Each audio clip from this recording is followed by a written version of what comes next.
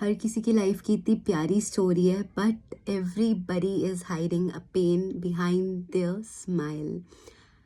चाहे कोई कितना भी स्ट्रांग क्यों नहीं है, चाहे किसी की लाइफ में कितनी भी ब्लेसिंग्स और लग्जरीज क्यों नहीं है, बट हर किसी की लाइफ में पेन का, चैलेंजेस का, लेसन्स का कोटा ज़रूर है। So when you are here on this earth, तो आप कुछ ऐसे लेसन सीखने आए हो, आप कुछ ऐसे चैलेंजेस को पूरा करने आए हो जो मे बी आपके पास्ट लाइफ साइकिल्स में, आपके पास्ट बर्थ्स में पूरे नहीं हो पाए। चाहे वो लेसन आपको आपके पेरेंट्स के थ्रू मिले, चाहे वो आपका कर्मा जो है वो आपकी फैमिली के थ्रू अनवील हो, या फिर आपके कुछ टॉक्सिक रिलेशनशिप्स से आपको ऐसी बिगिनिंग्स मिले जो आपने लाइफ में कभी एक्सपेक्ट भी नहीं करी थी।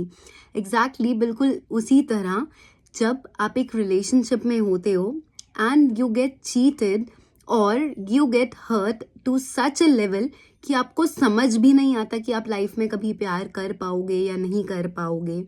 क्योंकि देखो, फैमिली में जब हम होते हैं तो वो हमारे बने बनाए रिश्ते हैं। हम चाहे उनसे जितना मर्जी लड़ें, हम चाहे जितनी मर्जी बहस करें, जितनी मर्जी मिसअंडरस्टैंडिंग्स हो, but at the end of the day हमें पता है ये हमारी फैमिली है and we are going to be with them no matter what. सबसे पहले फैमिली ही होती है जो आपके साथ खड़ती है।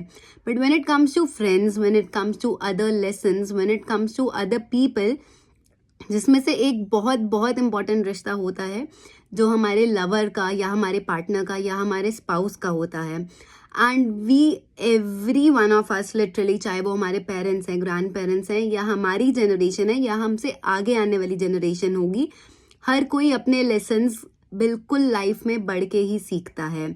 कुछ रिलेशनशिप्स ऐसे होते हैं जो बहुत टॉक्सिक होते हैं, कुछ रिलेशनशिप्स बहुत हीलिंग होते हैं, कुछ रिलेशनशिप्स हमें इतना कुछ सिखाते हैं कि हम उसके बाद ये मन में सोच लेते हैं कि आज के बाद कुछ और करें चाहे नहीं करें।